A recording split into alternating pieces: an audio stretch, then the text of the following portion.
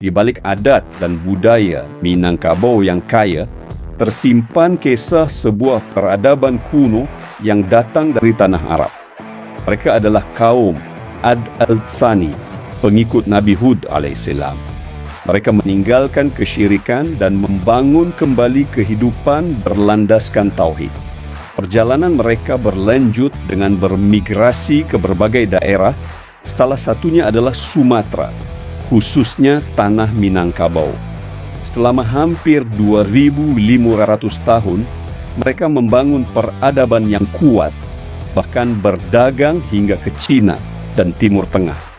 Saat Islam tiba, ajaran tauhid mereka sudah meresap. Maka, Islam mudah diterima dan bersatu harmonis dengan adat yang ada.